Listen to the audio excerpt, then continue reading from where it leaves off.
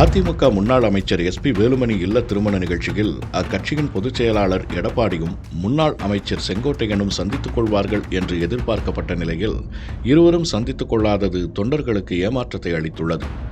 கோவையில் நேற்றைய தினம் நடந்த சம்பவத்தின் மூலம் செங்கோட்டையனின் அதிருப்தி உறுதியானதாகவே கூறுகின்றனர் அரசியல் நோக்கர்கள். அதிமுகவில் என்ன நடக்கிறது என்பதை விரிவாக பார்க்கலாம். அதிமுக முன்னாள் அமைச்சர் எஸ்பி வேலுமணியின் மகன் விஜய் விகாஷ் தீக்ஷனா தம்பதியின் திருமண வரவேற்பு நிகழ்ச்சி கோவை கொடிசியா வளாகத்தில் நேற்று நடைபெற்றது. இத்தம்பதியின் திருமணம் கடந்த 3ஆம் தேதி நடைபெற்றது. அதில் அதிமுக, பாஜக நிர்வாகிகள், சினிமா பிரபலங்கள் உள்ளிட்ட பலர் கலந்து கொண்டனர். ஆனால் எடப்பாடி பழனிசாமி பங்கேற்கவில்லை. பாஜகவுடன் வேலுமணி நெருக்கமாக இருப்பதால் தான் எடப்பாடி திருமண நிகழ்வில் கலந்து கொள்ளவில்லை என்றும் தகவல் வெளியாகியிருந்தது. இந்நிலையில் நேற்று நடைபெற்ற திருமண வரவேற்பு நிகழ்ச்சியில் எடப்பாடி பழனிசாமி பங்கேற்பது உறுதியானது.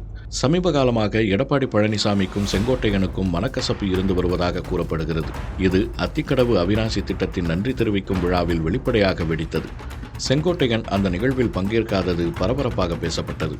இதில் அவர் விளக்கம் கொடுத்துவிட்டாலும் பிரிந்து கிடக்கும் அதிமுக சந்திக்கும் தொடர் தோல்விகளால் எடப்பாடி மீது செங்கோட்டையன் வருத்தத்தில் இருக்கிறார், அதையே இப்படி வெளிப்படுத்தி இருக்கிறார் என்றனர் விவரம் அறிந்தவர்கள். இந்த நிலையில் எஸ்பி வேலுமணியின் இல்ல திருமண வரவேற்பு நிகழ்ச்சியில் இருவரும் சந்திப்பார்கள் என்று எதிர்பார்க்கப்பட்டது. தமிழ்நாடு முழுவதிலும் இருந்து அதிமுக நிர்வாகிகள் கலந்து கொண்டனர். திருமண வரவேற்பு தொடங்கும் முன்னதாகவே மணமக்களை சந்தித்து வாழ்த்து தெரிவித்த முன்னாள் அமைச்சர் செங்கோட்டையன் எடப்பாடி பழனிசாமியை சந்திப்பதை தவிர்த்து மாலை 4:30 மணி அளவில் சென்னைக்கு விமானத்தில் கிளம்பி சென்றார் செங்கோட்டையன்.